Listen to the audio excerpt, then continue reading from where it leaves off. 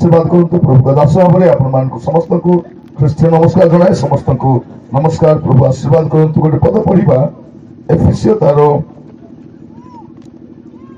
5 पर्व 16 पद एफिसियो 5 पर्व 16 पद पुणी सुजोगर सद्व्यवहार कर देखा जाउछि पुणी सुजोगर सद्व्यवहार करो कारण काल मंद अटे एठी लेखा जाउछि पुणी सुजोगर सद्व्यवहार करो कारण काल मंद अटे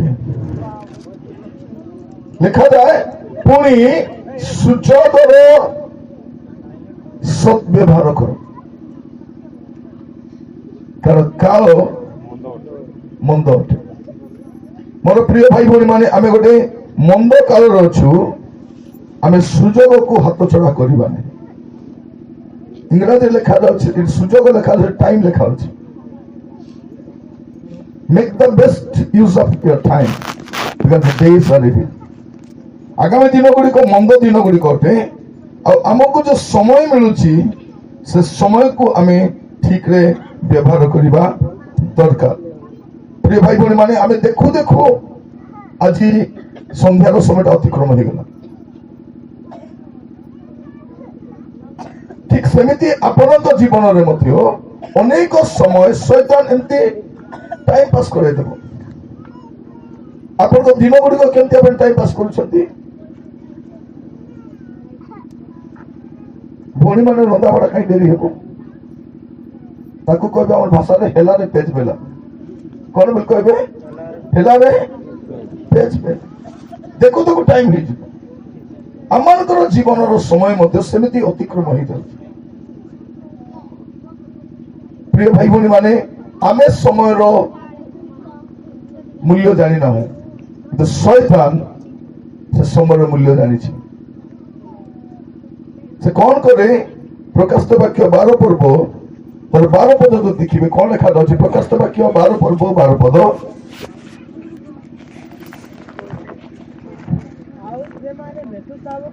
अतएव हे स्वर्ग तन्निवासी माने अतएव हे स्वर्ग तन्निवासी माने आनंद करो मात्र हाय पृथ्वी और समुद्र तुम्हें माने संतापर पात्र कारण समय अति अल्प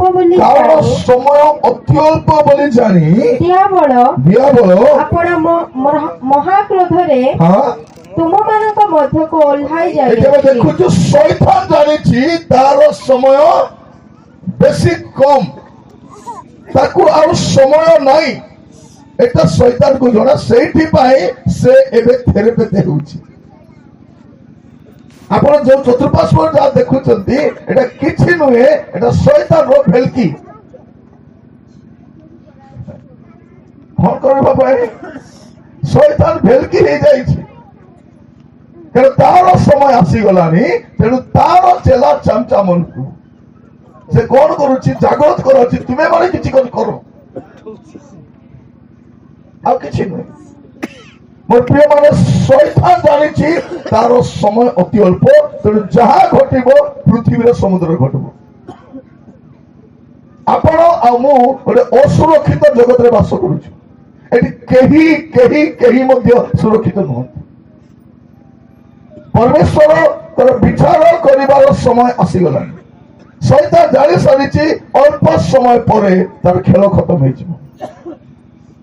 खेल खत्म हो तार राजत्व जो चलैछि पृथ्वी रे से राजत्व सरीबा पे जाउछि तार आधिपत्य सरीबा पे जाउछि तार कर्तव्य सरीबा को जाउछि आ आगो को काम करबन प्रिय भाई भनी माने मंडली पाए अति अल्प समय अछि अपना जीवन को सजाड़िबा पाए पापरु फेरिबा पाए मंदतर फेरिबा पाए अबाटु फेरिबा पाए दुष्टतर फेरिबा पाए एबे आपन को पाए सुजोग अछि आगो को सुजोग नाही ए सुजोग थिबा सबरे आपन को कोन करिबा पाए पड़िबो आपन को जीवन को सजाड़िबा पाए पड़िबो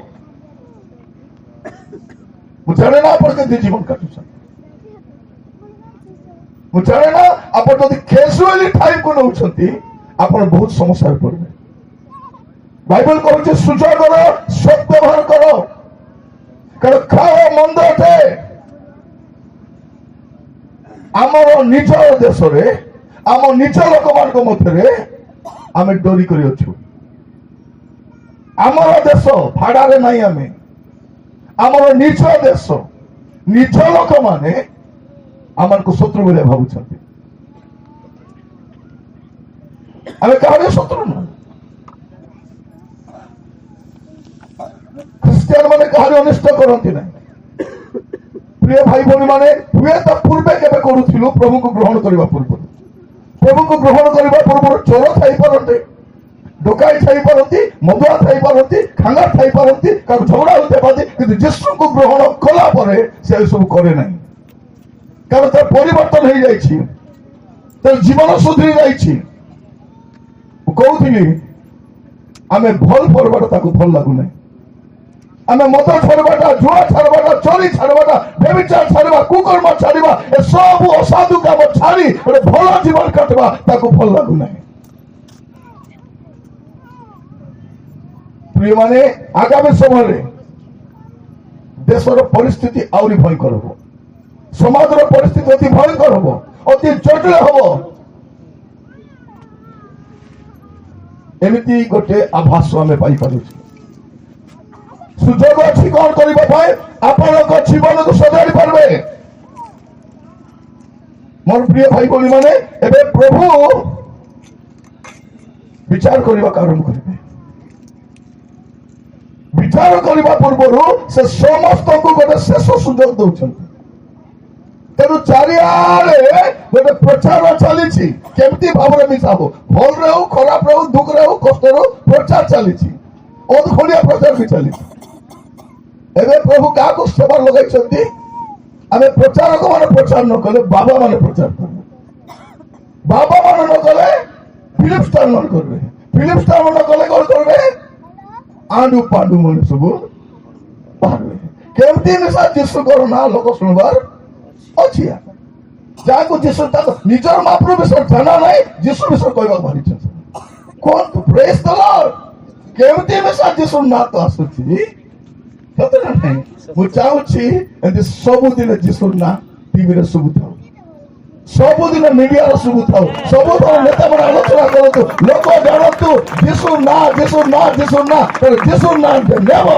से परिचय पाए जीशु ना मोर प्रिय भाई बोली माने जीशु केबे भी कहानी क्षति करि नांती क्रिश्चियन मन भी केबे कहानी क्षति करती नाही अनिष्ट करती नाही सुजोग अच्छी सुजोग को बुझातु आपण को जीवन को सजाणते परमेश्वर कौन कर समस्त को मन परिवर्तन करने सुजोग दौरान समस्त को पूरी तरह मस्त खोलतु आम पढ़ी पदटा दिने प्रेरित 17 पर्व 30-31 प्रेरित 17 30-31 ईश्वर से ही अज्ञानतर काल उपेक्षा करियो ईश्वर से ही अज्ञानतर काल उपेक्षा करियो सत किंतु एबे से सर्वत्र समस्त मनुष्य को मन परिवर्तन करबा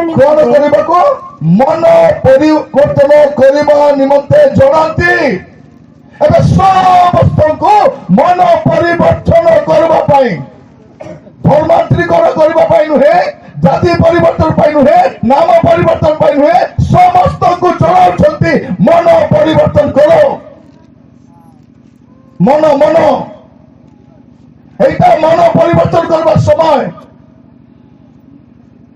क्रिश्चियन माने केबे भी धर्म परिवर्तन करंती नहीं क्रिश्चियन माने मन परिवर्तन करबा पाई कहंती एटा आरंभ होईची कोन बाप्तिजक जहनक ठारू शेष पर्यंत एटा ही चलीथिबो पृथ्वीर विचार होबा पर्यंत मन परिवर्तन कर समस्त को जनाउछंती कौन करबा मन परिवर्तन करबा आज जेते जने के बसिछंती मु कहबा पाई चाहे आपनकर मन परिवर्तन हिची कि मन परिवर्तन हिची एबे समस्त को जनाउछंती आपनकर जीवन को सजाड़बा पाई मोर प्रिय भाई भौणी माने बाइबल कौन लिखा जाउछि पद पढ़ले आप जानी पारे प्रथम पितर 4 पर्व 17-18 पद कारण ईश्वर गृह ठारू आरंभ करी विचार करबा समय उपस्थित ईश्वर अपना घर विचार करेंगे ଜଗତର ବିଚାର କରିବା ପୂର୍ବରୁ ପରମେଶ୍ୱର ଆପଣା ଗୃହରୁ ବିଚାର କରିବା ଆରମ୍ଭ କରିବେ। ହଁ, ଆଉ ଯଦି ପ୍ରଥମରେ ଆମ୍ଭମାନଙ୍କ ଠାରୁ ଆରମ୍ଭ ହୁଏ, ଯଦି ବିଚାର ଆମଠାରୁ ଆରମ୍ଭ ହୁଏ, ତେବେ ଯେଉଁମାନେ ଈଶ୍ୱରଙ୍କ ଅନାଜ୍ଞାବହ ସେମାନେ ଈଶ୍ୱରଙ୍କୁ ଅନାଜ୍ଞାବହ, ସେମାନଙ୍କର ଶେଷ ଦଶା ହେବା ସେମାନଙ୍କର ଶେଷ ଦଶା ଅବା କଣ ହେବ? ହଁ, ପୁଣି ଧାର୍ମିକ ବ୍ୟକ୍ତି ଯଦି ଧାର୍ମିକ ବ୍ୟକ୍ତିকে ଧାର୍ମିକ ବ୍ୟକ୍ତି ଯଦି ଧାର୍ମିକ ବ୍ୟକ୍ତି ଯଦି କଷ୍ଟରେ ପରିତ୍ରାଣ ପାଏ, ଧାର୍ମିକ ତ ପରିତ୍ରାଣ ପାଇଯାଇଛି। କଣ ଲେଖା ଯାଉଛି? ଧାର୍ମିକ ବ୍ୟକ୍ତି ଯଦି କଷ୍ଟରେ ପରିତ୍ରାଣ ପାଏ, ଧାର୍ମିକ ବ୍ୟକ୍ତି କଣ କରେ? କଷ୍ଟରେ ପରିତ୍ରାଣ ପାଏ।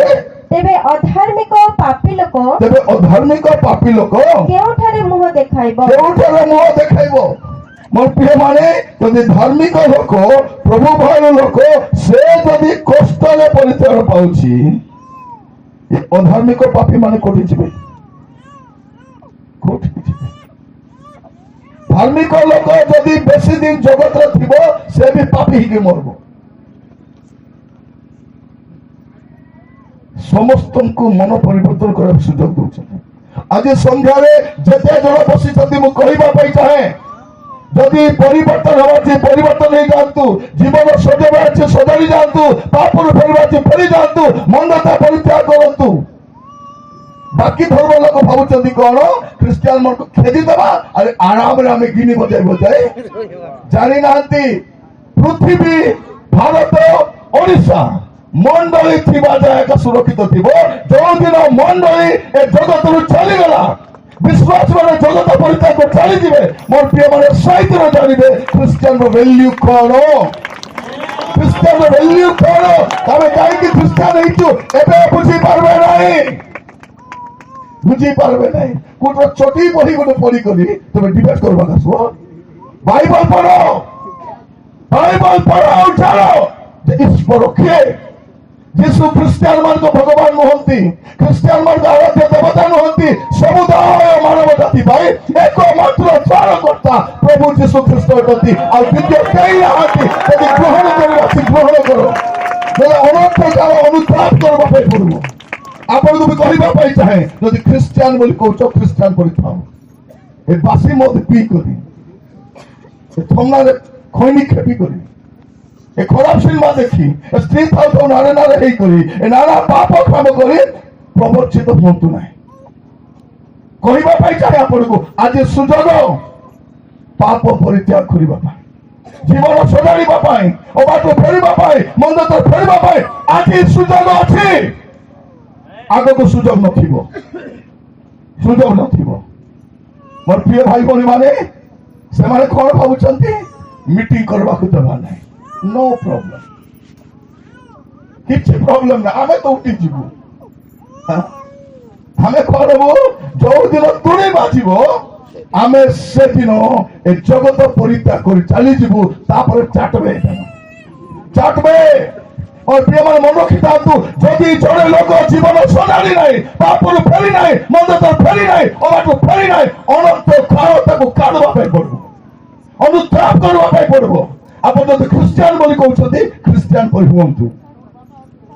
जीवन में पाप अछि छाड़न्तु। एटा विलासर समय नुहे, एटा विलापर समय। पुओ पाई, झियो पाई, परिवार पाई, मंडल पाई कांद। आमे एते हिनस्ता ही मिसा, माड खाई करी मिसा काई के प्रचार करूछु कोन पाई? लोक परिवर्तन आपके किसने मिलबो?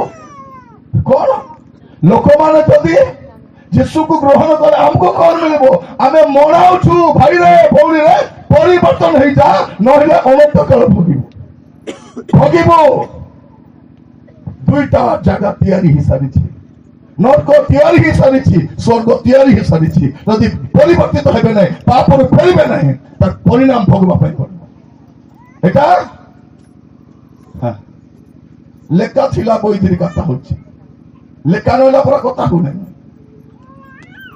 लेखा नला कथा नहीं। प्रिय माने जने लोक डिबेट करी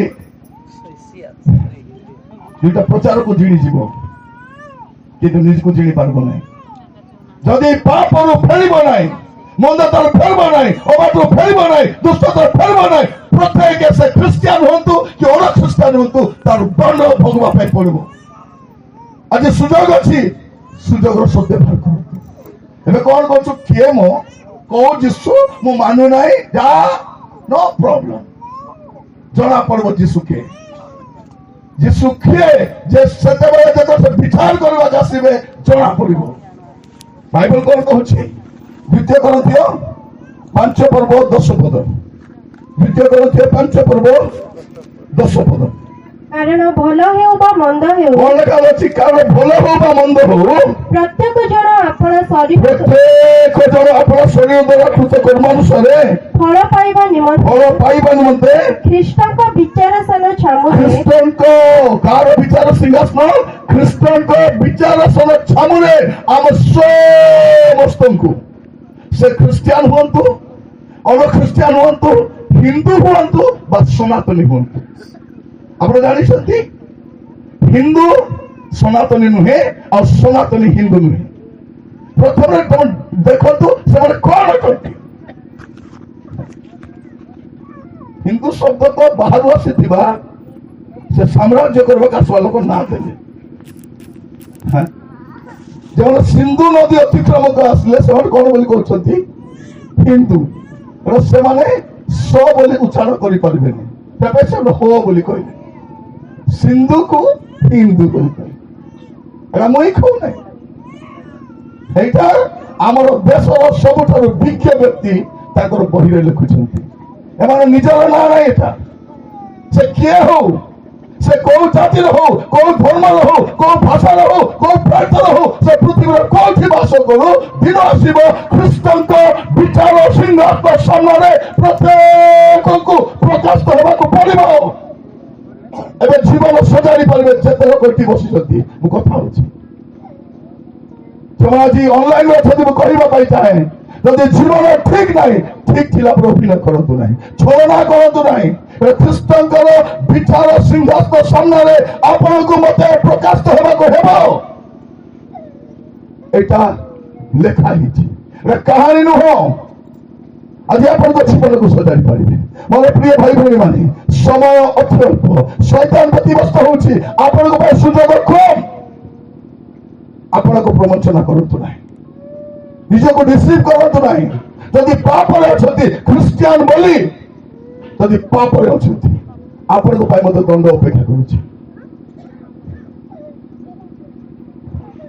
ख्रीस्टियान बोले जदि पाप कुकर्म करुच्ची, असाधु जीवन काटुच्ची, मंदता लिप्त अच्छा, आपण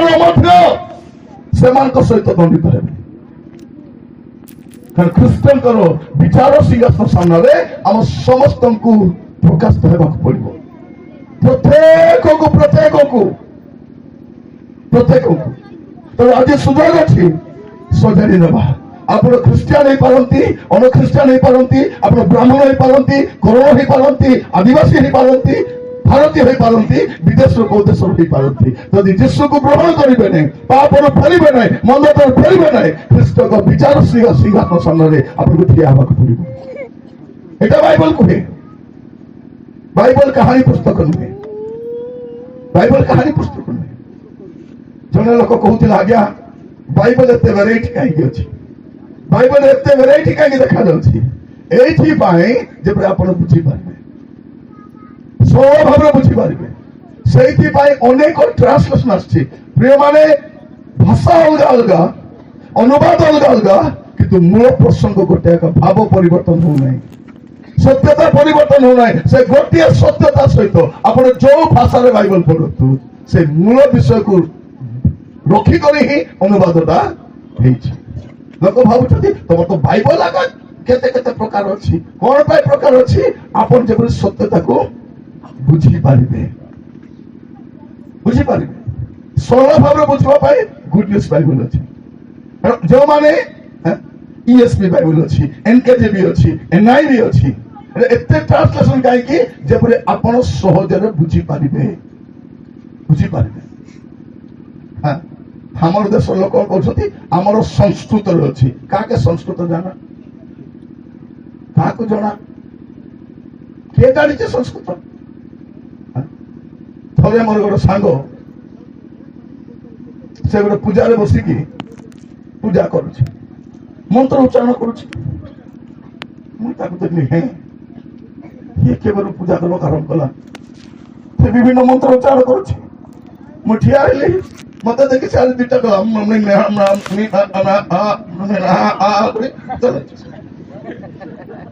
କହିଲି ପରେ ସରେଇଲା আসলা।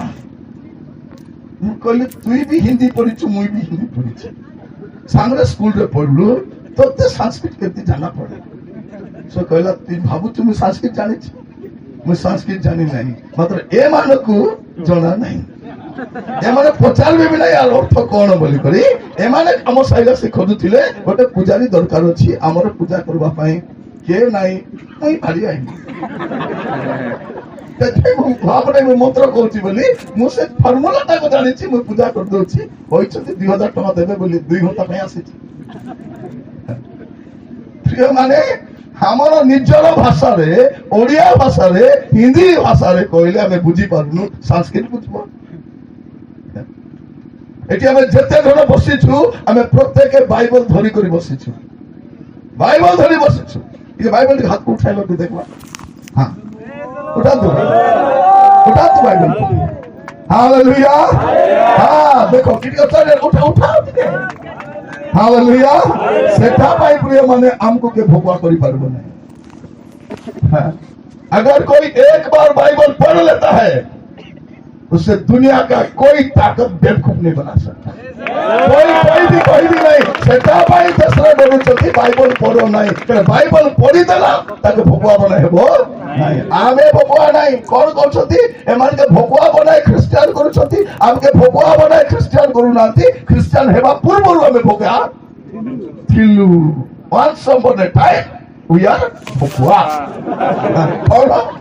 once upon a time we are Bhogava, but now no भोगवा। କାହିଁକି ବାଇବଲ ପଢି ଦେଇଛୁ। ମୋର ପ୍ରିୟ ମାନେ, ଯେଉଁମାନେ ଯୀଶୁକୁ ବିରୋଧ କରୁଛନ୍ତି, ମୁଁ ଖାଲି କହିବା ପାଇଁ ଚାହେଁ, ବର୍ଷ ଆଉ ସ୍ଥିର ଭାବରେ ବାଇବଲ ପଢ, ନହେଲେ ଅନର୍ଥ କାଳ ଅନୁତାପ କରିବା ପାଇଁ ପଡିବ ଯେ ମୁଁ କାହିଁକି ବାଇବଲ ପଢିଲି ନାହିଁ। ବାଇବଲ ତୁମେ କେମିତି ପରିତ୍ରାଣ ପାଇବ, କେମିତି ଉଦ୍ଧାର ପାଇବ, କେମିତି ମୁକ୍ତି ପାଇବ, ଏଭ୍ରିଥିଂ ଲେଖା ହେଇଛି, ରେକର୍ଡ ହେଇଛି। ପ୍ରଭୁ ଯୀଶୁ ଖ୍ରୀଷ୍ଟ ବଞ୍ଚିଥିବା ସମୟରେ ତାଙ୍କ ବିରୁଦ୍ଧରେ କହିବା ପାଇଁ କାହାର ଶକ୍ତି ନଥିଲା। ସେ ଚାଲିଗଲା ପରେ 2000 ବର୍ଷ ପରେ ତମେ ଭୁଲ ବାହାର କରିବ। ମୁଁ ଖାଲି କହୁଥିଲି, ସୂର୍ଯ୍ୟକୁ ଟିକେ ମୁହଁ କରି ଥୁକି ଦେଖ, ଖାଲି କି ସୂର୍ଯ୍ୟ ବାହାରିବ କି ନାହିଁ? ବାହାରିବ। କଣ ହବ? କାହାର ମୁହଁରେ ପଡିବ? ଠାକୁର ମୁହଁରେ ପଡିବ। ସୂର୍ଯ୍ୟକୁ ମୁହଁ କରି ଛେପ ପକା ଯଦି ମୁହଁରେ ପଡିବ, ଯୀଶୁ ତ ଧାର୍ମିକତାର ସୂର୍ଯ୍ୟ, ଯାହାଙ୍କ ଠାରେ କୌଣସି ପାପ ନାହିଁ, କୌଣସି ଦୋଷ ନାହିଁ, ସେ ସମ୍ପୂର୍ଣ୍ଣ ଭାବରେ ନିର୍ଦ୍ଦୋଷ ନିଷ୍କଳଙ୍କ ବ୍ୟକ୍ତି ଯୀଶୁ ଅଟନ୍ତି। ସମୁଦାୟ ମାନବ ଜାତି ପାଇଁ ଗୋଟେ ନିଷ୍କଳଙ୍କ ମେଷ ଶାବକଙ୍କର ଆବଶ୍ୟକ ଥିଲା, ଆଉ ସେ ହଉଛନ୍ତି ପ୍ରଭୁ ଯୀଶୁ ଖ୍ରୀଷ୍ଟ, ଆଉ କେହି ନୁହେଁ। ଗ୍ରହଣ ଦେଖୁଛନ୍ତି କଣ ବୋଲି କହୁଛନ୍ତି? ଗ୍ରହଣ 1 ପର୍ବ 29 ପଦ, ଯୋଉ 1 ପର୍ବ 29 ପଦ। ତହିଁ ଆର ଦିନ ସେ ଯୀଶୁଙ୍କୁ ନିଜ ପାଖକୁ ଆସୁଥିବା ଦେଖି କହିଲେ, ଏହି ଦେଖ ଈଶ୍ୱରଙ୍କ ମେଷ ଶାବକ, ଯେ ଜଗତର ପାପ ବୋହି ନେଇ ଯାଆନ୍ତି। ଯେ ଜଗତର ପାପ, ଜଗତରେ ଯେତେ ଲୋକ ପାପରେ ଅଛନ୍ତି, ସେ ପାପୀ ମନୁଷ୍ୟକୁ ଉଦ୍ଧାର କରିବା ପାଇଁ, ପରିତ୍ରାଣ କରିବା ପାଇଁ ଏକମାତ୍ର ମେଷ ଶାବକ ପ୍ରଭୁ ଯୀଶୁ ଖ୍ରୀଷ୍ଟ ଅଟନ୍ତି, ଯେ ଜଗତର ପାପ ବୋହି ନେଇ ଯାଆନ୍ତି। ଶାସ୍ତ୍ର କୁହେ, ରକ୍ତପାତ ବିନା ପାପ ମୋଚନ ହୁଏ ନାହିଁ, ଆଉ ସେଇ ରକ୍ତ କୃଷ୍ଣରେ ବୁହାଇବା ପାଇଁ ସେ ଆସିଥିଲେ।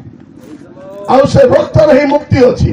ସେ କୋଉ ଜାତି, କୋଉ ଧର୍ମ, କୋଉ ଭାଷାର ଲୋକ ହଉ, ଦୁନିଆରେ ଏମିତି କୁ ନଦୀ ନାହିଁ, ଏମିତି କୁ ପୋଖରୀ ନାହିଁ ଯୋଉଠି ବୁଡି ଦେଲେ ପାପ କ୍ଷମା ହେଇଯିବ। ଇଚ୍ଛା ଅଛି ବୁଡି ବୁଲ, ଡାବୁ ଅଛି, ଉଡାଜାହାଜରେ ଯାଅ, ଟ୍ରେନରେ ଯାଅ, କୋଉଠି ଯାଅ, କୋଉ ନଦୀରେ ବୁଡୁଛ ବୁଡ, କିନ୍ତୁ ଉଦ୍ଧାର କେବଳ ଯୀଶୁଙ୍କ ରକ୍ତରେ ଅଛି, ଏଟା ଶାସ୍ତ୍ର କହୁଛି। ନହେଲେ ଅନର୍ଥ କାଳ ଅନୁତାପ କରିବା ପାଇଁ ପଡିବ। କାହିଁକି ମୁଁ ଯୀଶୁକୁ ବିଶ୍ୱାସ କଲି ନାହିଁ, କାହିଁକି ମୁଁ ଯୀଶୁକୁ ଗ୍ରହଣ କଲି ନାହିଁ। ଆଉ ଖ୍ରୀଷ୍ଟିଆନ ମାନେ ଯେଉଁମାନେ ବସିଛ, ତମର କଥା ଟିକେ କହୁଛି ଖ୍ରୀଷ୍ଟିଆନ ବୋଲି କରି ଯଦି ପାପରେ ଅଛ ତମକୁ ମଧ୍ୟ ହେବ ଭାବ ନାହିଁ ଖ୍ରୀଷ୍ଟିଆନ ଧର୍ମ ଗ୍ରହଣ କରିଦେଲି କୋଉ ଧର୍ମ ସ୍ୱର୍ଗକୁ ନେବ ନାହିଁ ପ୍ରିୟମାନେ ଖ୍ରୀଷ୍ଟିଆନ ଧର୍ମ ସ୍ୱର୍ଗକୁ ନେବ ନାହିଁ ସନାତନ ଧର୍ମ ବି ସ୍ୱର୍ଗକୁ ନେବ ନାହିଁ ସ୍ୱର୍ଗକୁ ଯଦି କିଏ ନେବେ ସେ ପ୍ରଭୁ ଯୀଶୁ ଖ୍ରୀଷ୍ଟ ଅଟନ୍ତି ଆଉ ସେ କୌଣସି ଧର୍ମର ନୁହନ୍ତି ଏଇଟା ଲୋକ ଜାଣିବା ଦରକାର ଆମେ କଣ ଏଇ ଧର୍ମକୁ ଲୋପ କରି ସେଇ ଧର୍ମ ପ୍ରତିଷ୍ଠା କରିବା ପାଇଁ ଚାହୁଁନୁ ଆମେ କେବେ ବି ଚାହୁଁନୁ ଯେ ଭାରତ ଗୋଟେ ଖ୍ରୀଷ୍ଟିଆନ ଦେଶ ହଉ ବୋଲି ଆମେ ଚାହିଁଛୁ ପ୍ରତ୍ୟେକ ଭାରତୀୟ ମାନେ ଯୀଶୁକୁ ତ୍ରାଣକର୍ତ୍ତା ଭାବରେ ଗ୍ରହଣ କରନ୍ତୁ ଜାଣନ୍ତୁ ଯେ ଯୀଶୁ ହିଁ ତ୍ରାଣକର୍ତ୍ତା ଅଟନ୍ତି ମନେ ରଖିଥାନ୍ତୁ ଖ୍ରୀଷ୍ଟିଆନ ଧର୍ମ ଆପଣଙ୍କୁ ରକ୍ଷା କରିପାରିବ ନାହିଁ କି ସନାତନ ଧର୍ମ ବି ରକ୍ଷା କରିପାରିବ ନାହିଁ ରକ୍ଷା ଯଦି କରିପାରିବେ ସେ କେବଳ ପ୍ରଭୁ ଯୀଶୁ ଖ୍ରୀଷ୍ଟ ଅଟନ୍ତି ଆଉ ଦ୍ୱିତୀୟ କେହି ନାହାନ୍ତି ଆଉ ସେ ଖ୍ରୀଷ୍ଟିଆନ ଧର୍ମର ପ୍ରତିଷ୍ଠାତା ନୁହନ୍ତି ଖ୍ରୀଷ୍ଟିଆନ ଧର୍ମର ଉଦ୍ଭାବକ ନୁହନ୍ତି କି ଖ୍ରୀଷ୍ଟିଆନ ଧର୍ମର ପ୍ରବର୍ତ୍ତକ ବି ନୁହନ୍ତି ସେ ସମୁଦାୟ ମାନବ ଜାତି ପାଇଁ ଏକମାତ୍ର ପ୍ରାୟଶ୍ଚିତ ଅଟନ୍ତି ଆଜି ମୁଁ କହିବା ପାଇଁ ଚାହେଁ ଯଦି ଆପଣ ପାପରେ ଅଛନ୍ତି କେହି ମଧ୍ୟ ପାପରେ ଅଛନ୍ତି ଏଇଟା ସୁଯୋଗ ମୁଁ କହିବା ପାଇଁ ଚାହେଁ ଯଦି କୌଣସି ଧର୍ମର ସତ୍ୟତା ଅଛି ଆମର ଭଳିଆ ଶାସ୍ତ୍ର ଧରି ଆସନ୍ତୁ ମିଟିଂ ଆୟୋଜନ କରନ୍ତୁ ଘୁରି ଘୁରି ଲୋକକୁ ବୁଝାନ୍ତୁ କୁହନ୍ତୁ ଏ ଠେଙ୍ଗା ବାଡ଼ି ଧରି କରି ନିରୀହ ଲୋକକୁ ମାରି କରି ଧମକାଇ କରି ତୁମେ ଧର୍ମ ସ୍ଥାପନ କରିବ ହୁଏତ ଡରାଇ କରି ତୁମେ ସଂଖ୍ୟା ବଢାଇ ପାରିବ କାହାକୁ ପରିବର୍ତ୍ତନ କରିପାରିବ ନାହିଁ ପ୍ରିୟମାନେ ସତ୍ୟତା ହିଁ ପରିବର୍ତ୍ତନ କରିବ ଆଉ ସେ ସତ୍ୟ ଆଉ ଦ୍ୱିତୀୟ କେହି ନାହାନ୍ତି ଯୀଶୁ ମଧ୍ୟ ଜଣେ କହୁଥିଲେ କଣ ବୋଲିକରି ନାଇଁ ଯୀଶୁ ଖ୍ରୀଷ୍ଟ ତାଙ୍କର ଅଜ୍ଞାତ 18 ବର୍ଷରେ ସେ କଣ କରିଥିଲେ ସେ ସତ୍ୟତା ଅନ୍ୱେଷଣ କରିବା ପାଇଁ ଭାରତକୁ ଆସିଥିଲେ ଖ୍ରୀଷ୍ଟ ଅନ୍ୱେଷଣ କରିବା ପାଇଁ ଜୋହନ 14:6 ପଢିଲାର ନାହିଁ ଜୋହନ 14:6 କଣ ଲେଖା ହେଇଛି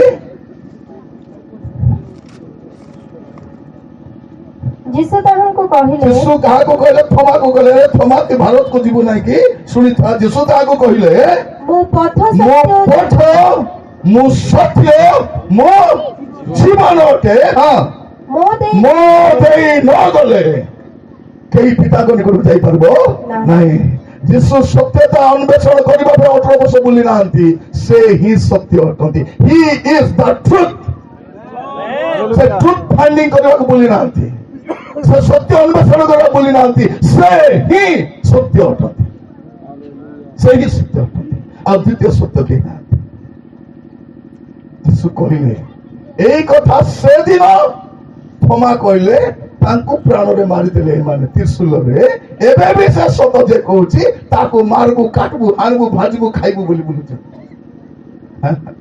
ସତ୍ୟ ଅଛି କୁହ ଭାଇ ମୋର ପ୍ରିୟ ଭାଇ ଭଉଣୀ ମାନେ ମୁଁ ଆପଣମାନେ କହିବା ପାଇଁ ଚାହେଁ ଯଦି ଖ୍ରୀଷ୍ଟିଆନ ପରି ଜୀବନ କାଟ ନହେଲେ ଖ୍ରୀଷ୍ଟିଆନ ବୋଲି କହୁ ନାହିଁ ନାନା ପ୍ରକାର ପାପ ନାନା ପ୍ରକାର ଅସାଧୁ ଜୀବନ କାଟି ଆପଣ ଜଗତରେ ରହିପାରିବେ ଜଗତକୁ ଏନ୍ଜୟ କରିପାରିବେ ପୃଥିବୀରେ କୌଣସି ଦେଶରେ ରହିପାରିବେ କିନ୍ତୁ ସ୍ୱର୍ଗକୁ ଯାଇପାରିବେ ନାହିଁ ପାପ ସହିତ ସ୍ୱର୍ଗକୁ ଏନ୍ଜୟ କରିପାରିବେ ନାହିଁ ଏବେ କଣ କହୁଛନ୍ତି ମୁଁ କାହାକୁ ହିସାବ ଦେବାର ନାହିଁ ମତେ କେହି ହିସାବ ମାରିବାକୁ ହବ ନାହିଁ ମୁଁ ନିଜର ବସ୍ ଏବେ କାହାକୁ ହିସାବ ଦେବାର ନାହିଁ କିନ୍ତୁ ଯେ ଆପଣଙ୍କୁ ସୃଷ୍ଟି କରିଛନ୍ତି ସେ ସୃଷ୍ଟିକର୍ତ୍ତାଙ୍କୁ ଆପଣଙ୍କୁ ହିସାବ ଦେବାକୁ ପଡିବ ରୋମିଓ 14 ପର୍ବ ତାର 12 ପଦ ମୁଁ ଯାହା କହୁଛି ଶାସ୍ତ୍ରର କୋଟ କରିକି କହୁଛି ମୁଁ କୌଣସି ଅତିରଞ୍ଜିତ କଥା କହୁ ନାହିଁ ବା ଉତ୍ତେଜିତ ବି କହୁ ନାହିଁ ହ୍ୱାଟ ଇଜ ରିଟନ୍ ସେଇଟା ହିଁ ମୁଁ କୋଟ କରିକି କହୁଛି ଅତଏବ ଆମ୍ଭମାନଙ୍କର ପ୍ରତ୍ୟେକ ଜଣକୁ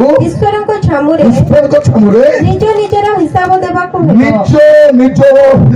ଦେବାକୁ ହବ ମୋର ପ୍ରିୟ ଭାଇ ଭଉଣୀ ମାନେ ଈଶ୍ୱରଙ୍କ ଛାମୁରେ କଣ କରିବାକୁ ହବ ଆମ ସମସ୍ତଙ୍କୁ ନିଜର ହିସାବ ପ୍ରତ୍ୟେକଙ୍କୁ ଆପଣାର ହିସାବ ଦେବାକୁ ପଡିବ ଆପଣ ଯିଏ ବି ହୁଅନ୍ତୁ ନା କାହିଁକି ଆପଣ କୋଉ ଜାତିର ହୁଅନ୍ତୁ କୋଉ ଭାଷାର ହୁଅନ୍ତୁ କୋଉ ଧର୍ମର ହୁଅନ୍ତୁ କୋଉ ବର୍ଗର ହୁଅନ୍ତୁ ଯାଇ ଆସେ ନାହିଁ ଆପଣଙ୍କୁ ଈଶ୍ୱରଙ୍କ ସମ୍ମୁଖରେ ନିଜର ହିସାବ ଦେବାକୁ ପଡିବ ଦେନା ପଡେଗା ସବको ହିସାବ ବାଇବଲ କଣ କହୁଛି देखो तो प्रकाशित वाक्य तार 20 पर्व तार 11 पद पढ़ी 13 पद पर्यंत तत्परे मु गोटे बृहत् श्वेतवर्ण सिंहासन और तदुपविष्ट व्यक्तिଙ୍କୁ दर्शन कली ताहाଙ୍କ ସମ୍ମୁଖରୁ पृथ्वी और आकाश मंडल पलायन कला सेମାନଙ୍କ निमंते ଆଉ ସ୍ଥାନ ମିଳିଲା ନାହିଁ पुଣି ମୁଁ କ୍ଷୁଦ୍ର ଓ ମହାନ क्षुद्र महान क्षुद्र और महान ସମସ୍ତ ମୃତ ଲୋକଙ୍କୁ समस्त जेते लोक मरिकर पड़िछंती ताकू पड़ेछ कि पतिछ जाय आसे नाही जेते लोक सृष्टि आरंभ एबे पर्यंत मरिछंती प्रत्येक मृत लोक को सिंहासनर सम्मुखरे सिंहासन को सिंहासन श्वेतवर्ण सिंहासन काहे कि जे से सिंहासन रे जा भी विचार होबो राइटियस जजमेंट व्हाइट जजमेंट होबो सेते व्हाइट सिंहासन अछि से धोला वर्ण सिंहासन काहे कि जे सेठी कला हेबो नाही किछि जा हेबो धोला रे विचार होबो व्हाइट जजमेंट फेयर जजमेंट ସେଇଥି ପାଇଁ ଶ୍ଵେତବର୍ଣ୍ଣ ସିଂହାସନ ସମ୍ମୁଖରେ ଠିଆ ହୋଇଥିବାର ଦେଖିଲି ଠିଆ ହୋଇଥିବାର ଦେଖିଲି ଆଉ ପୁସ୍ତକ ସବୁ ଫିଟାଗଲା କଣ କରାଯାଉଛି ପୁସ୍ତକ ସବୁ ଫିଟାଗଲା ପରେ ଜୀବନ ପୁସ୍ତକ ନାମକ এই ପୁସ୍ତକ ଜୀବନ ଜୀବନ ସାରା ଯାହା ଯାହା କରିଛ ଜୀବନ ପୁସ୍ତକ ନାମକ ଏକ ପୁସ୍ତକ ଫିଟାଗଲା ସେହି ପୁସ୍ତକ ମାନଙ୍କରେ সেই ଲିଖିତ ପୁସ୍ତକ ମାନଙ୍କ ଲିଖିତ ବିଷୟ ପ୍ରମାଣେ ବିଷୟ ପ୍ରମାଣେ ମୃତମାନେ ଆପଣା ଆପଣା କର୍ମାନୁସାରେ ମୃତ ମାନେ ଆପଣା ଆପଣା କର୍ମାନୁସାରେ ଆପଣ ଯୋଉ କର୍ମ କରିଛନ୍ତି ସେ କର୍ମ ଅନୁସାରେ ବିଚାରିତ ହେଲେ ବିଚାରିତ ହେଲେ ସମୁଦ୍ର ଆପଣାର ମଧ୍ୟବର୍ତ୍ତୀ ଯୋଉମାନେ ସମୁଦ୍ରରେ ମରିଛନ୍ତି ସମୁଦ୍ରରେ ବୁଡ଼ିଛନ୍ତି ସମୁଦ୍ରରେ ମାରିକି ପକାଇ ଦିଆଯାଇଛି ଏବେ ସେଠି କେତେ ଲୋକ ମରିଲେ ଜଣା ନାହିଁ ସବୁ ସବୁ ଗାଏବ କଣ କଲେ କି ମୋର ଖାଉ ଖାଇଦେଲେ କି ଜଣା ନାହିଁ ସେମାନେ ତ କହୁଛନ୍ତି ଆମେ ମୋର ଖାଉଛୁ ବୋଲି ଜଣେ କହୁଛି ମୁଁ ମୋର ଖାଏ ମୁଁ ବ୍ରେନ ଖାଏ କଲଜା ଖାଏ ଆତଣି ଖାଏ ସେ କହୁଛି अंतड़ी में खाता हूं ଆରେ କଣ ଏ ହାଡ଼ ଭିତରେ ରସକୁ ମୁଁ ଏଟା ମାନେ ମନୁଷ୍ୟ ଲେଖା ମାନେ ଏତେ ଲୋକ ଖୋଜି ବୁଲୁଛନ୍ତି ସବୁ ମିଳୁନାହିଁ କେନେ ଗଲା ଓଡିଆ ହେଇଗଲା କାହିଁକି ନାଇଁ କି କୁଇ ଗଲା ସବୁ କୁଇ ଗଲା ପାର୍ଲାମେଣ୍ଟରେ ପଚାରୁଛନ୍ତି କେନେ ଗଲା ଏମାନେ କଣ ସବୁ ଲୁଚାଇବା ପାଇଁ ଏକ୍ସପର୍ଟ କୋରୋନା ସମୟରେ ସବୁ ଲୁଚାଇଲେ ଆମର ବାଲେଶ୍ୱର ବାହାନାଗାରେ ଲୋକମାନେ ସେ ସବୁ ଲୁଚାଇଲେ ସବୁ ସବୁ ମାନେ ଯୋଉମାନଙ୍କ ସବୁ ଆଜି ମିଳିବି ନାହିଁ ସମୁଦ୍ରରେ ବା ମାଟିରେ ପୋତି ଦିଆଯାଇଛି ବା ବଳି ଦିଆଯାଇଛି ସେଦିନ ସମସ୍ତେ ଉଠିବେ ତାପରେ ସମୁଦ୍ର ଆପଣାର ମଧ୍ୟବର୍ତ୍ତୀ ମୃତ୍ୟୁ ମାନଙ୍କୁ ସମର୍ପଣ କଲା ଆଉ ମୃତ୍ୟୁ ଓ ପାତାଳ ସେମାନଙ୍କ ମଧ୍ୟବର୍ତ୍ତୀ ମୃତ୍ୟୁମାନଙ୍କୁ ସମର୍ପଣ କଲା ମୃତ୍ୟୁ ଆଉ ପାତାଳ ସେମାନଙ୍କ ମଝିରେ ଯେଉଁମାନେ ମରିଛନ୍ତି ସେମାନଙ୍କୁ ସମର୍ପଣ କଲା ପୁଣି ସେମାନେ ପ୍ରତ୍ୟେକେ ଆପଣା अपना कर्मानुसार whatever you are doing आपने जो किया है अपना अपना कर्मानुसार विचारित हेले हेबाकु पड़िबो मोर प्रिय भाई भौणी माने आपण मन मन रखिथांतु जो मन आज बसी वाक्य सुनुछंती यूट्यूब रे सुनुछंती ऑनलाइन रे अछंती ऑफलाइन रे अछंती समस्त कहिबा पाई चाहे आपनकर कर्म तिने विचारित होबो समय अछि सुधरी जातु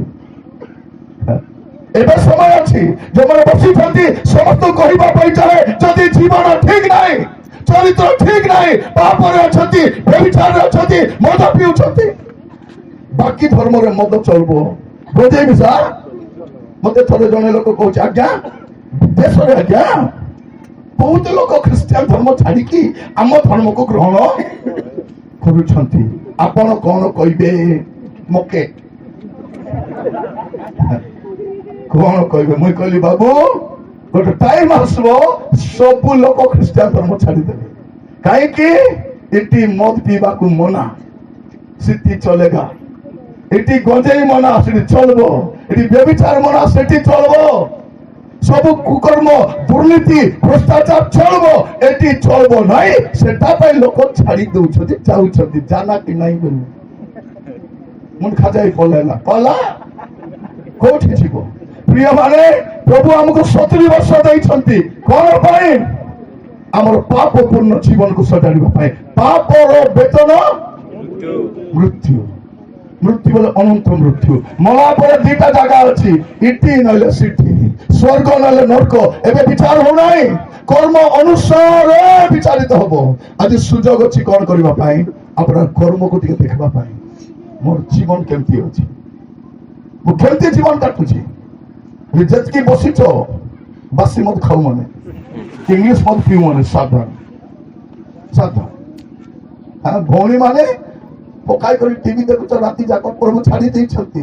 ଆଖି କା ଫୁଟା ଯାଏ ବୋଲେ ଜାଣିବା କିଛି ହେଉନାହିଁ। ପର ସ୍ତ୍ରୀକୁ ବସାଇ ବାଇକରେ ବୁଲୁଛ, କିଛି ହେଉନାହିଁ। ଫୋନ ଧରି କରି ରାତି ଯାକ କାଟାଉଛ, କିଛି ହେଉନାହିଁ। ଠିକ ତାକୁ ବସ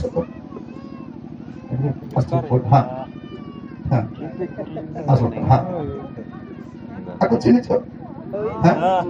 ଚିହ୍ନିଛନ୍ତି କି ନାହିଁ? ଆନା କି ନା?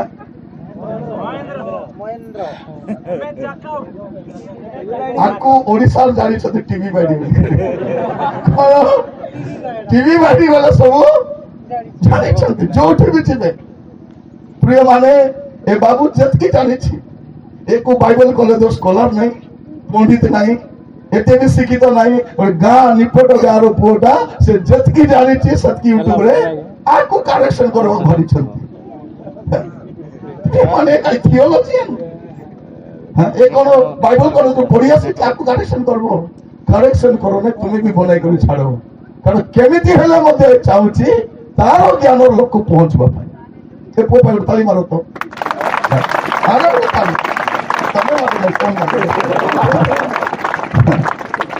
ମାନେ ମତେ ଥରେ ଜଣେ ବିଶ୍ୱଭାଗ୍ୟା କହୁଛନ୍ତି, ନିରଞ୍ଜନ ଭାଇ ଆପଣ ଶୁଣିଲେ ପୁଅଟା ଆପଣ ଗାଡିଆର କହୁଛି, କଣ କହୁଛି ମୁଇଁ ନ ଜାଣିଲା ପରେ କିଏ କହିଲି ସେ ଖାଲି ଦେଖାଇଲେ। ମୁଁ କହିଲି ତୁମେ ବୁଝୁଛ କି କହିଲି? ହଁ ମୁଁ ବୁଝୁଛି ନା, ବୁଝୁଛି ସବୁ ବୁଝୁଛନ୍ତି। ଟିଭି ବାଡିର କଥା, ସେ ଗୀତ ଟିକେ ଗାଇଲ, ସେ ଟିଭି ବାଡି ଗୀତ ଟିକେ ଗାଇଦେବ ତ। ଛାଡ଼ିଦେଲ ଟିଭି ବାଇଡି ଖଇନି ଧିଙ୍ଗିଆକୁ, ନ ଛାଡ଼ିଲେ ଚାଲିଯିବୁ ସିଧା ଜୟପୁରକୁ। ଛାଡ଼ିଦେ ରେ ମଦୁଆ ବାୟା ଭାଗ ପୁଡ଼ିଆକୁ, ନ ଛାଡ଼ିଲେ ଚାଲିଯିବୁ ସିଧା ନର୍କକୁ। ଭାଙ୍ଗ ତୁ ଖାଉଥିବୁ, ପୁଡ଼ିଆ ତୁ ଚାବୁଥିବୁ, ମଦ ତୁ ପିଉଥିବୁ, ସିଗାରେଟ ତୁ ଝିକୁଥିବୁ। ଚର୍ଚ୍ଚ ଲଗେ ଆସି କରି ଯୀଶୁଙ୍କୁ ତୁ କହୁଥିବୁ ସ୍ୱର୍ଗୀୟ ରାଜା, ହେ ଯୀଶୁ ରାଜା, ସ୍ୱର୍ଗୀୟ ରାଜା, ହେ ଯୀଶୁ ରାଜା। କৌন্তি নেবা, কৌন্তি নেবা, কৌন্তি রকবাই মোকে ছনে কৌন্তি রকবাই। ମାନେ ମୁଁ 2 ଘଣ୍ଟାର ଯୋଉଟା ବୁଝାଉଛି 2 ମିନିଟରେ ଗାଇ କରି ଦେବା ବେଦ କିଛି ନାହିଁ।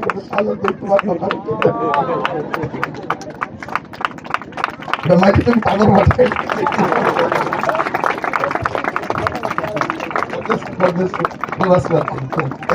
কেন চ্যানেল ଅଛି ଗୋଟେ, ଆପଣ ଚାହିଁଲେ ସବସ୍କ୍ରାଇବ କରିଥିବେ ହେଲା। ସବସ୍କ୍ରାଇବ କରନ୍ତୁ, ଶୁଣନ୍ତୁ 2-3 ମିନିଟରେ 10 ମିନିଟ ଯାହା ଯାହା କହୁଛି, ଯେତିକି ଜାଣିଛି ସେତିକି ସେ ଚେଷ୍ଟା କରୁଛି ଲୋକକୁ ବୁଝାଇବା ପାଇଁ। ପ୍ରଭୁ ତାକୁ ଆଶୀର୍ବାଦ କରନ୍ତୁ। ପ୍ରିୟ ଭାଇ ଭଉଣୀ ମାନେ, ମୁଁ କହିବା ପାଇଁ ଚାହେଁ ସୁଯୋଗ ଅଛି କଣ କରିବା ପାଇଁ? ଆମ ଜୀବନକୁ ସଜାଡ଼ିବା ପାଇଁ, ପାପରୁ ଫେରିବା ପାଇଁ, ମନ୍ଦତାରୁ ଫେରିବା ପାଇଁ। ଆମେ ଜାଣିଛୁ ଯଦି ଏମିତି ଆକା ଥିବୁ ଜୟପୁର ଯିବୁ, କିଏ ତମକୁ ସ୍ୱର୍ଗ ନେଇପାରିବ ନାହିଁ। ପ୍ରଭୁ କହିବେ ନାହିଁ ଆସ ମୁଁ ତମକୁ ଦୟାକରି ସ୍ୱର୍ଗ, ଦୟାକରି ଆସ, ପ୍ଲିଜ ଆସ ବୋଲି ଦେବେ ନାହିଁ ତମକୁ। ପ୍ରିୟ ଭାଇ ଭଉଣୀ ମାନେ, ଭାବ ନାହିଁ ଖ୍ରୀଷ୍ଟିଆନ ହେଇଗଲା ବୋଲି ସ୍ୱର୍ଗ କାଟିଦେବ ବୋଲି କରି। ଯଦି ଜୀବନ ଠିକ ନାହିଁ, ଚରିତ୍ର ଠିକ ନାହିଁ, ସ୍ୱଭାବ ଠିକ ନାହିଁ, ସୁଯୋଗ ଅଛି ସଦ୍ବ୍ୟବହାର କରନ୍ତୁ। ଆଗକୁ କାଳ ମନ୍ଦ ଅଟେ, କାହିଁକି ସମସ୍ତଙ୍କୁ ଆପଣ କର୍ମ ଅନୁସାରେ ବିଚାରିତ ହେବାକୁ ହେବ। ତେଣୁ ଆଜି ସନ୍ଧ୍ୟାରେ ମୁଁ ବହୁତ ସମୟ କହିବି ବୋଲି ଭାବୁଥିଲି, এই ফাটেই বাটা করু করু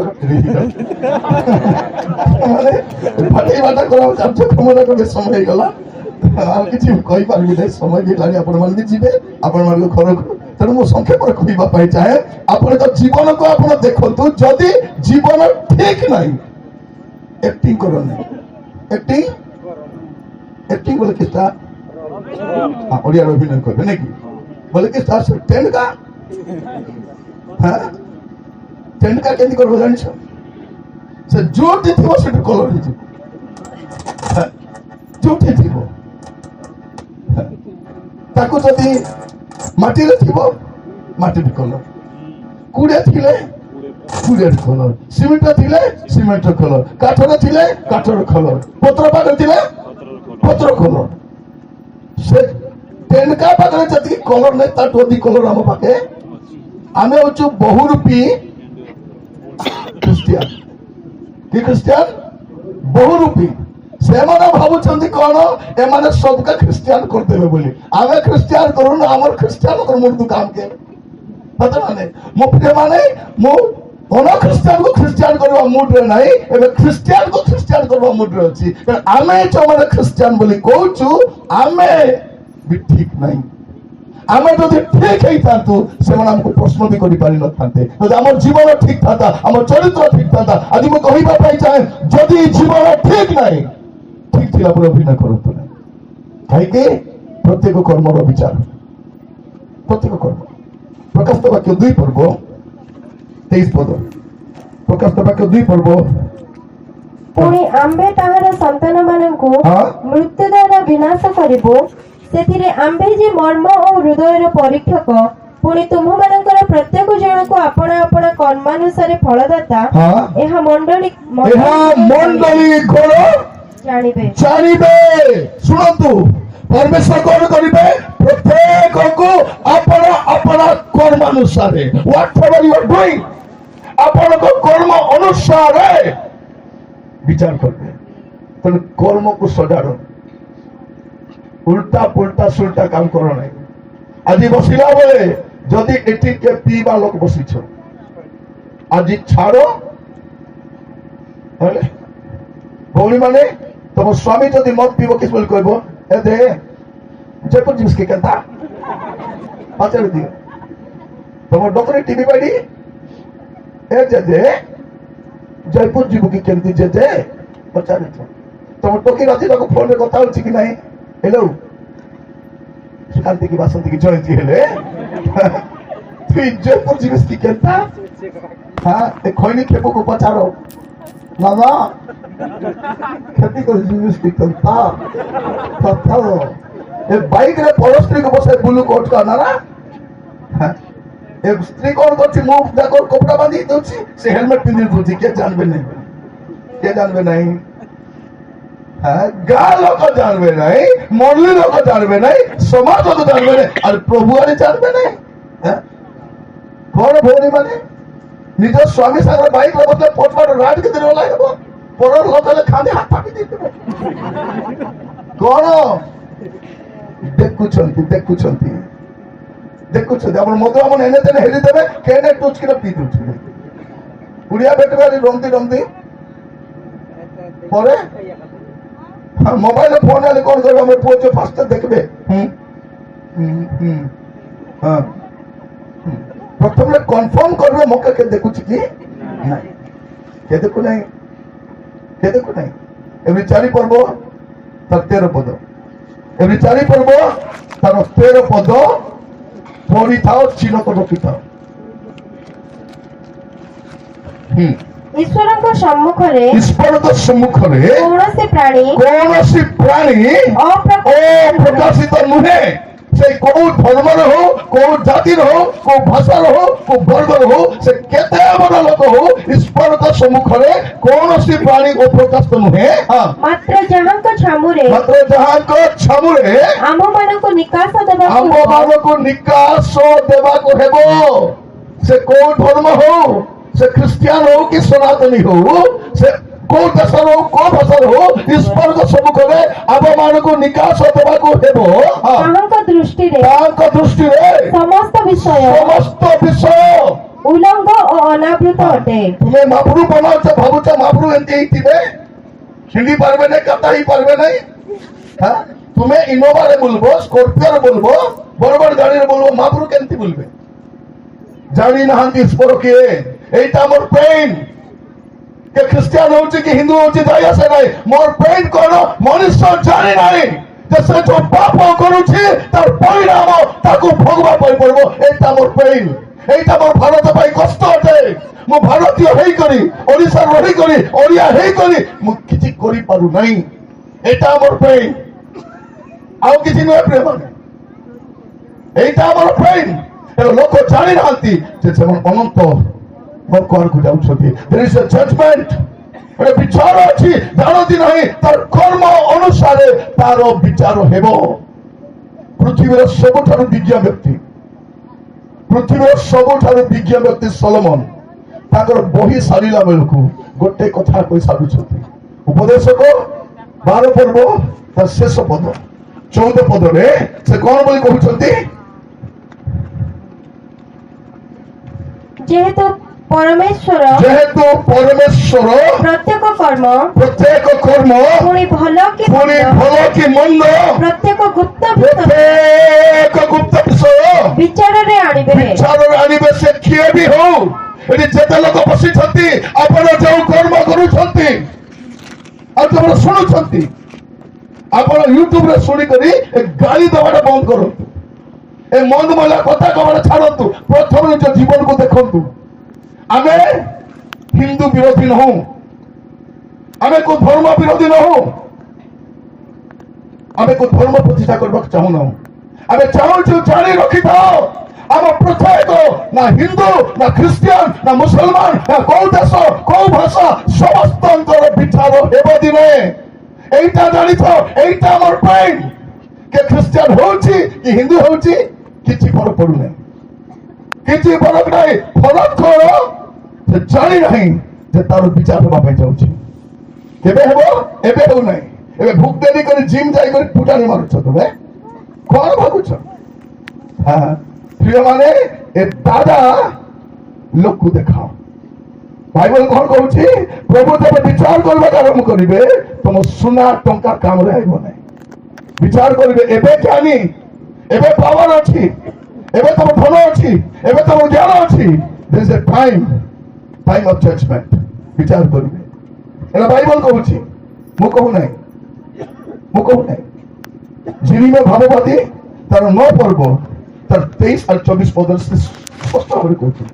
ଝିରିମେ 9 ପର୍ବ ତାର 23 ଆଉ 24 ପଦ ଅଣ୍ଡରଲାଇନ କରିଥାନ୍ତୁ। ଆଜି 3ଟା ବିଷୟକୁ ନେଇ ଲୋକ ଟେମ୍ପର ହଉଛନ୍ତି। ସଦାପ୍ରଭୁ ଏହି କଥା କହନ୍ତି। କି ପ୍ରଭୁ? ସଦାପ୍ରଭୁ ନାହିଁ ହେଲା। କି ପ୍ରଭୁ? ପୃଥିବୀର 2 ପ୍ରକାର ପ୍ରଭୁ, ଗୋଟେ ସାଦା ପ୍ରଭୁ, ଗୋଟେ ସଦା ପ୍ରଭୁ। ମନୁଷ୍ୟ ଯାହାକୁ ବନେଇଛି ସେ ସାଦା, ଆଉ ଯେ ମନୁଷ୍ୟକୁ ବନେଇଛନ୍ତି ସେ ସଦା ପ୍ରଭୁ ଅଟନ୍ତି। ସଦା ପ୍ରଭୁ ଏହି କଥା କହନ୍ତି, ଜ୍ଞାନବାନ ଆପଣ ଜ୍ଞାନବାନ। ଆଜି ଯୋଉମାନେ ଜ୍ଞାନବାନ କହୁଛନ୍ତି, ଜ୍ଞାନବାନ ଆପଣ ଜ୍ଞାନରେ ଦର୍ପଣ କରୁ। କିଏ ବା ବଳବାନ ଆପଣ ବଳବାନ। ଆଜି ପାୱାର ଅଛି, ମସଲ ପାୱାର ଅଛି, ପଲିଟିକାଲ ପାୱାର ଅଛି, ଧନର ପାୱାର ଅଛି। ବଳବାନ ଆପଣ ବଳର ଦର୍ପଣ କରୁ। ଧନବାନ ଆପଣ ଧନରେ ଦର୍ପଣ। ଧନବାନ। ଏବେ ଆମେରିକାରେ ନିଆଁ ଲାଗଲା, ଧନବାନ ମାନେ ଘର ଛାଡି ପଳେଇଲେ ଲେଣ୍ଡିଛି ପାଇଁ। ଏମାନେ ଜୀବନ ବଞ୍ଚାଇବା ପାଇଁ କୋଟି କୋଟି ଟଙ୍କାର ଘର, ହଜାର ହଜାର କୋଟି ଟଙ୍କାର ଘର, ପୃଥିବୀର ସବୁଠାରୁ ଧନୀ ଲୋକମାନଙ୍କର ଘର ସବୁ ନିଆଁରେ ପାଉସ ହେଇଗଲା। କୋଉ ଜ୍ଞାନ, କୋଉ ଧନ, କୋଉ ପ୍ରଚେଷ୍ଟା, କିଏ ରକ୍ଷା କରିବ? ଏବେ ଜୀବନ ଅଛି, ପ୍ରାଣ ଅଛି, ବଦଳି ଯିବା। କାରଣ କର୍ମ ଅନୁସାରେ ସେ ବିଚାର କରିବେ। ଈଶ୍ୱର ସେ ଖ୍ରୀଷ୍ଟିଆନ ମାନଙ୍କ ଈଶ୍ୱର, ହିନ୍ଦୁ ମାନଙ୍କ ଈଶ୍ୱର ନୁହନ୍ତି। ଈଶ୍ୱର ଅଟନ୍ତି। ସୃଷ୍ଟିକର୍ତ୍ତା ଏକମାତ୍ର ଅଟନ୍ତି, ବିଚାରକର୍ତ୍ତା ବି ଏକମାତ୍ର ଅଟନ୍ତି, ଆଉ ସେ ପ୍ରଭୁ ଯୀଶୁ ଖ୍ରୀଷ୍ଟ ଅଟନ୍ତି। ଦ୍ୱିତୀୟ କେହି ନାହାନ୍ତି। ଏଇଟା ଆପଣ ମନେ ରଖିଥାନ୍ତୁ ପ୍ରିୟ ଭାଇ ଭଉଣୀମାନେ। ଏଇଟା ଶାସ୍ତ୍ର କହୁଛି। এইটা আমি কহিବାକୁ চেষ্টা করছি। এইটা আমার হৃদয়ের পেইন। কেবে লোক বুঝিবে? কেবে বুঝিবে? বাইবেল ନ ପଢିକରି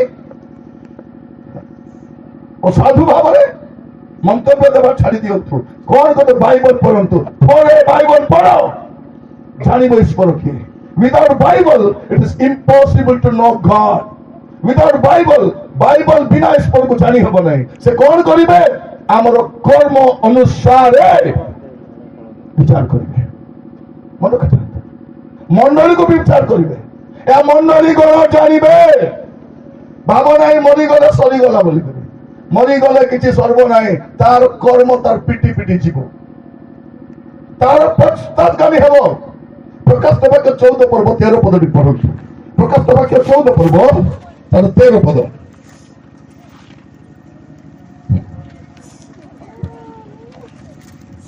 କଣ ଲେଖା ଅଛି? ପୁଣି ମୁଁ ସ୍ୱର୍ଗରୁ ଏହି ବାଣୀ ପୁଣି ମୁଁ ଶୁଣିଲି, ସ୍ୱର୍ଗରୁ ଏହି ବାଣୀ ଶୁଣିଲି, ଲେଖ ଲେଖ ଯେଉଁମାନେ ଏଣିକି ଯେଉଁମାନେ ଏଣିକି ପ୍ରଭୁଙ୍କ ଠାରେ ଥାଇ ମରନ୍ତି ପ୍ରଭୁଙ୍କ ଠାରେ ଥାଇ ମରନ୍ତି ସେମାନେ ଧନ୍ୟ। ସେମାନେ ଧନ୍ୟ।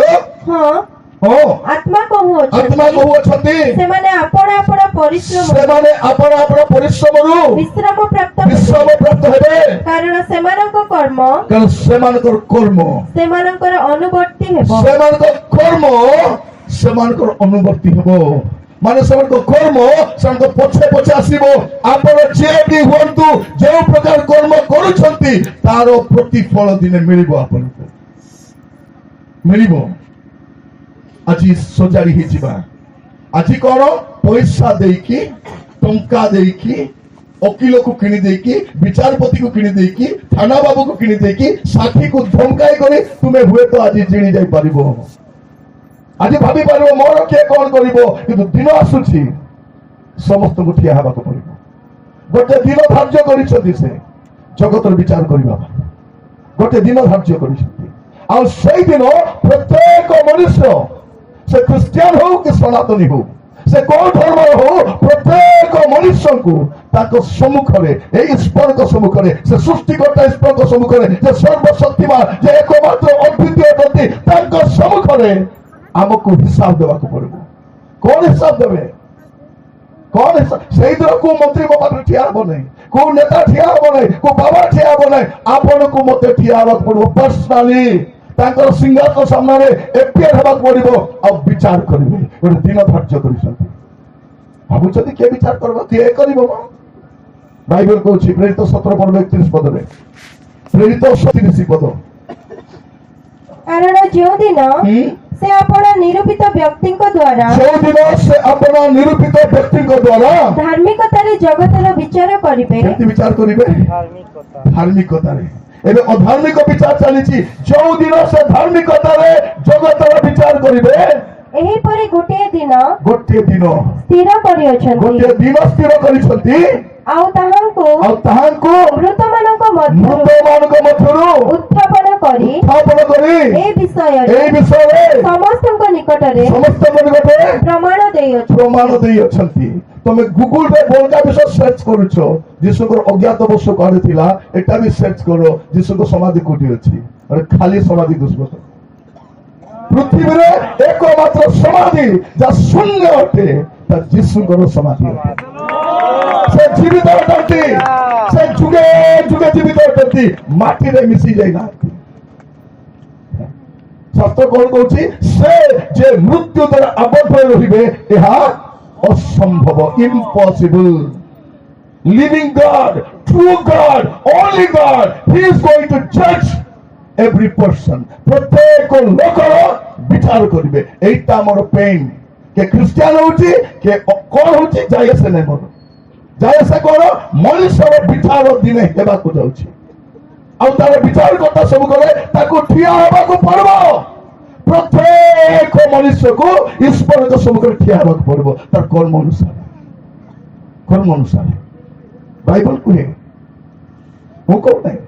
ପ୍ରକାଶ ବାକ୍ୟ 22 ପର୍ବ ଯଦି ଦେଖିବେ, ପ୍ରକାଶ ବାକ୍ୟ 22 ପର୍ବ ତାର 12 ପଦ, 22 ପର୍ବ 12 ପଦ। ଦେଖ ଆମେ ଶୀଘ୍ର ଆସୁଅଛୁ, ପ୍ରତ୍ୟେକ ଲୋକକୁ ତାହାର କର୍ମାନୁସାରେ ଫଳ ଦେବାକୁ ଆମ୍ଭର ପୁରସ୍କାର ଆମ ସଙ୍ଗରେ ଅଛି। କଣ ଅଛି? ପ୍ରତ୍ୟେକ ଜଣକୁ ତାହାର କର୍ମାନୁସାରେ ଫଳ ଦେବାକୁ।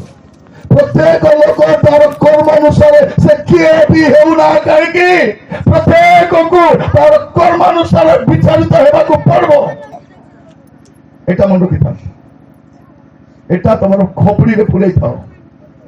ଏବେ ବିଚାର ହେବ ନାହିଁ, କେବେ ହେବ? ମୃତ୍ୟୁ ପରେ ହେବ। ହେବ। ଧନୀ ମଲା ପରେ କୋଉଠି ଯିବ? ଜୟପୁର। ସେ ଭାବୁଥିଲା କଣ, ମୁଁ ଏତେ ଧନୀ, ଏତେ ବଡ ଘରେ ରହୁଛି, ଏତେ ବଡ ଗାଡି ଚଢି ବୁଲୁଛି, ଏତେ ଅଛି, ମଲା ପରେ ଜୟପୁର ଖେଟି ଦଉଛି ସିଧା ନରକକୁ। ତମର ପ୍ରତିଷ୍ଠା, ତମର ଫୁଟାଣି, ତମର ଟାଉଟର, ତମର ଜ୍ଞାନ, ତମର ଅଭିଜ୍ଞତା, ତୁମର କୁଟିଳ ବୁଦ୍ଧି ରକ୍ଷା କରିପାରିବ ନାହିଁ ବିଚାରରୁ। ବାଇବଲ କହୁଛି ମୃତ୍ୟୁ ପରେ ବିଚାର ନିରୂପିତ ଅଛି। ଅଛି, ମୃତ୍ୟୁ ପରେ ଅଛି, ବିଚାର ଅଛି। ଆମେ କଣ ଭାବୁଛୁ? ମୋ ବିଷୟରେ କେହି ଜାଣନ୍ତି ନାହିଁ। ପ୍ରିୟମାନେ, ମଣିଷ ଜାଣି ରଖିଥାଉ, ସେ ଯାହା ବି ପାପ କରିଛି। ଗୋଟେ ପଦ ପଢିବା, ଗଲାତୀୟ ତାର 6 ପର୍ବ 7 ପଦ। ଗଲାତୀୟ 6 ପର୍ବ ତାର 7 ପଦ। ଭ୍ରାନ୍ତ ନ ହୁଅ, ଭ୍ରାନ୍ତ ନ ହୁଅ, ଈଶ୍ୱର ବିଦ୍ରୂପର ବିଦ୍ରୂପର ପାତ୍ର ନୁହନ୍ତି, କାରଣ ମନୁଷ୍ୟ ଯାହା ବୁଣେ ତାହା ହିଁ କାଟିବ। ଯଦି ଗୋଟେ ମଞ୍ଜି ପୋତିଛନ୍ତି, କୋଉ ମଞ୍ଜି ବି ହଉ, ଭାବ ନାହିଁ ମାଟିରେ ଦିନେ ଗଜା ହେବ, ତାର ସମୟରେ ଗଜା ହେବ। ମନୁଷ୍ୟ ଯାହା ବୁଣିଛି, ଆପଣ ଯାହା ବୁଣିଛନ୍ତି, ବାଟୋଇ କୁଆଡେ ଯାଉଛୁ? ଯା ଯା ଯା, ତୁ ବୁଣିଛୁ ତାହା ହିଁ କାଟିବୁ, ଭିନ୍ନତ ପାଇବୁ ନାହିଁ। ଯୋଉଟା ବୁଣିଛନ୍ତି ସେ କାଟବେ, ସେ କିଏ ବି ହଉନା କାହିଁକି।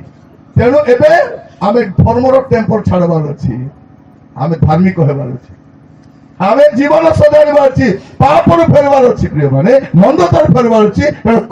କର୍ମ ବିଚାରିତ ହବ। ଅନେକ ଲୋକ ଭାବୁଛନ୍ତି ନାଇଁ ଆଜ୍ଞା ହେବ ନାହିଁ କାହିଁକି, କଣ ହେବ ନାହିଁ? ପ୍ରତ୍ୟେକ ପାପର ବିଚାର ଅଛି। ପଢିବି ଟିକେ ଗଣନା 32 ପର୍ବ 23 ପଦ। ଗଣନା 32 ପର୍ବ ତାର 23 ପଦ।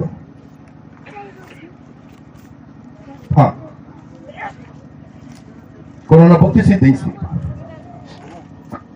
ମାତ୍ର ତୁମ୍ଭେମାନେ ଯେବେ ସେଇ ରୂପ ନ କର, ତେବେ ଦେଖ ତୁମ୍ଭେମାନେ ସଦାପ୍ରଭୁଙ୍କ ନିକଟରେ ପାପୀ ହେବ। ପୁଣି ତୁମ୍ଭମାନଙ୍କର ପାପ ଯେ ତୁମ୍ଭମାନଙ୍କୁ ଧରିବ। ଲେଖାଯାଇଛି ତୁମମାନଙ୍କ ପାପ ଯେ ତୁମମାନଙ୍କୁ ଧରିବ, ଏହା ନିଶ୍ଚିତ ଜାଣ।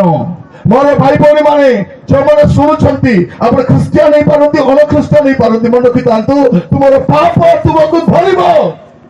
ଆଉ ତୁମର ପାପର ଦିନ ହିସାବ ହବ, ତୁମ ପାପର ଦିନ ବିଚାର ହବ। ସେଇ ସତ୍ୟ ଜୀବିତ ଈଶ୍ୱରଙ୍କ ସିଂହାସନ ସାମ୍ନାରେ ଯେ ଧାର୍ମିକ ଅଟନ୍ତି, ଯାହାଙ୍କ ଠାରେ କୌଣସି ପାପ ଲୁଚି ପାରିବ ନାହିଁ। যে ମନୁଷ୍ୟକୁ ଚକ୍ଷୁ ଦେଇଛନ୍ତି ସେ ସର୍ବଦର୍ଶୀ ଅଟନ୍ତି। ଯେ ମନୁଷ୍ୟକୁ ଜ୍ଞାନ ଦେଇଛନ୍ତି ସେ ସର୍ବଜ୍ଞ ଅଟନ୍ତି। ଯେ ମନୁଷ୍ୟକୁ ବଳ ଦେଇଛନ୍ତି ସେ ସର୍ବବଳବାନ ଅଟନ୍ତି। ସେ ଅଲମାଇଟି ଗଡ୍, ଅଲ୍ ପ୍ରେଜେନ୍ସ, ସବୁ ଜାଗାରେ ପ୍ରେଜେନ୍ସ ଥିବେ। ସେ omniscient God, omnipotent God, almighty God, ସେ God ଅଟନ୍ତି, ସେ ପ୍ରଭୁ ଅଟନ୍ତି।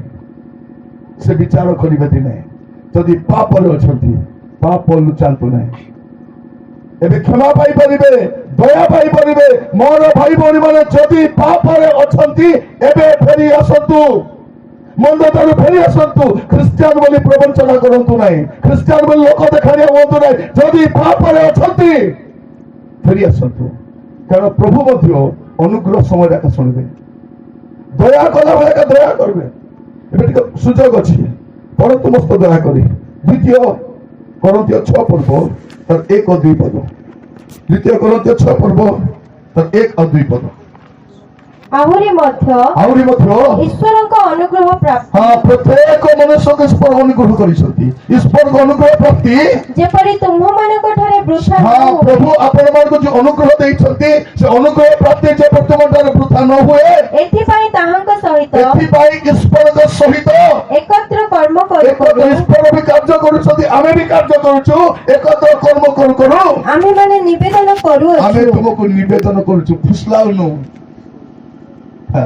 କାହାକୁ ଫୁସଲାଉନାହୁଁ, ନିବେଦନ କରୁଅଛୁ। ହଁ କାରଣ ସେ କହନ୍ତି କାରଣ ସେ କହନ୍ତି, କିଏ କହନ୍ତି? ସେ କହନ୍ତି ଆମ୍ଭେ ଅନୁଗ୍ରହର ଆମେ ସମୟରେ ଅନୁଗ୍ରହ ସମୟରେ ତୁମର ପ୍ରାର୍ଥନା ଶ୍ରବଣ କଲୁ, ଅନୁଗ୍ରହ ସମୟରେ ତୁମର ପ୍ରାର୍ଥନା ଶ୍ରବଣ କଲୁ, ଆଉ ପରିତ୍ରାଣର ଆଉ ଦିନରେ ପରିତ୍ରାଣ ଦିନରେ ଆମ୍ଭେ ତୁମର ସାହାଯ୍ୟ କଲୁ। ଆମେ ତୁମର ସାହାଯ୍ୟ କଲୁ। ଦେଖ ଦେଖ ଏବେ ମହା ଅନୁଗ୍ରହ ଏବେ ଏବେ ମହା ଅନୁଗ୍ରହ ମହା ଶନିଗ୍ରହ ବି ଆସୁଛି, ମହା ସଙ୍କଟ ବି ଆସୁଛି।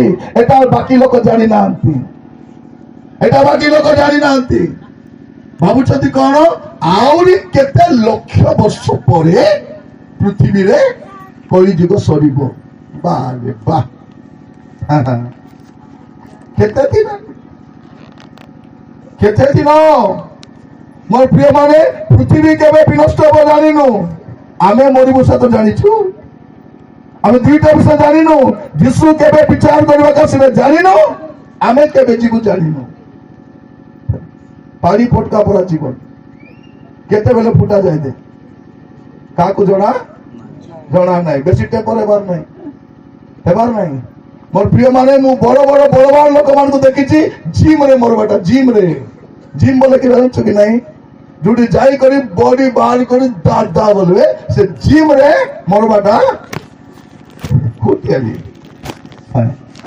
ଭାବ ନାହିଁ ତମକୁ କିଏ ବଞ୍ଚାଇ ଦେବ ବୋଲି। ଦୁନିଆରେ ଏମିତି କୋଉ ଡକ୍ଟର ନାହିଁ ତୁମକୁ ବଞ୍ଚାଇବ। ତୁମେ ଆଇସିୟୁ ରେ ମଧ୍ୟ 10ଟା ଡାକ୍ତର ମଝିରେ ମରବ ତୁମେ। ଟୋଟାଲି ଭର୍ତ୍ତି ସୁନାওয়ালা ହିଁ ମରବ ତୁମେ। ଥାଳି ଧରି କରି ମରବ, ତମର ଏସି ରୁମରେ ଥାଇ କରି ମରବ। ମୃତ୍ୟୁ ଦିନେ ଆସିବ ସମସ୍ତଙ୍କ ପାଇଁ, ଆଉ ମୃତ୍ୟୁ ଆସିବା ପୂର୍ବରୁ ସୁଯୋଗ ଅଛି ଅନୁତପ୍ତ ହୋଇ ଫେରିଯିବା। ଏହା ମହା ଅନୁଗ୍ରହ ସମୟ। ଏବେ ପରିତ୍ରାଣ ଦିନ ଯାଇପାରିବେ ସେ ଅନୁଗ୍ରହ ସିଂହାସନକୁ ସମସ୍ତେ। ଖ୍ରୀଷ୍ଟିଆନ ନାହିଁ, ଅଣ ଖ୍ରୀଷ୍ଟିଆନ ବି ଯାଇପାରିବ ପ୍ରଭୁଙ୍କ କତିରେ। ସେ ସମସ୍ତଙ୍କ ପ୍ରଭୁ ଅଟନ୍ତି। ସେ ସମସ୍ତଙ୍କ ନିର୍ମାଣ ଯାଇ କହିପାରିବ Lord I am sorry Lord. ଆପଣଙ୍କୁ ଖ୍ରୀଷ୍ଟିଆନ ହବା ଦରକାର ନାହିଁ। ଯୀଶୁଙ୍କ ପାଖକୁ ଯିବେ ଆଉ କହିବେ ପ୍ରଭୁ ମୋର ପାପ କ୍ଷମା କରିଦିଅ, ଆପଣଙ୍କ ପାପ କ୍ଷମା ହେଇଯିବ। କାରଣ କ୍ରିୟାକର୍ମର ମୁକ୍ତି ମିଳେ ନାହିଁ। ଯଦି ଦାନ ଧର୍ମ ତ୍ୟାଗ ତପସ୍ୟା ପୁଣ୍ୟ କରି କୋଉଠି ବୁଡ଼ା ପକାଇ ଯଦି ଲୋକ ରକ୍ଷା ପାଇ ଯାଇଥାନ୍ତା, ଯୀଶୁଙ୍କୁ ଜଗତକୁ ଆସିବାର ଆବଶ୍ୟକ ନଥାନ୍ତା। ଯୀଶୁ କାହିଁକି ଆସିଲେ? ମନୁଷ୍ୟର ଯେତେ କ୍ରିୟାକର୍ମରେ ମଧ୍ୟ ସେ ଉଦ୍ଧାର ପାଇପାରିବ ନାହିଁ, ସେଇଥିପାଇଁ ସେ ଜଗତକୁ ଆସିଲେ। କଣ ପାଇଁ? ମୁକ୍ତିର ମୂଲ୍ୟ ଦେବା ପାଇଁ। ମାର୍କ 10:45 ସେଇଟା ଲେଖାଯାଉଛି। ସେ ମୁକ୍ତିର ମୂଲ୍ୟ ସ୍ୱରୂପେ ଆପଣ ପ୍ରାଣ ଦେବାକୁ ଆସିଛନ୍ତି। ସମୁଦାୟ ମାନବ ଜାତିର ମୁକ୍ତି ତାଙ୍କ ରକ୍ତରେ ହେଇପାରିବ, ତାଙ୍କ କୃଷରେ ହେଇପାରିବ। ଯାଇପାରନ୍ତି ଆପଣ ଯେକୌଣସି ବ୍ୟକ୍ତି ହୁଅନ୍ତୁ ପ୍ରେମାନେ ଆଜି ଯାଇପାରିବେ ପ୍ରଭୁଙ୍କ କତି କହିପାରିବେ ଲର୍ଡ ଆଇ ଏମ୍ ସରି।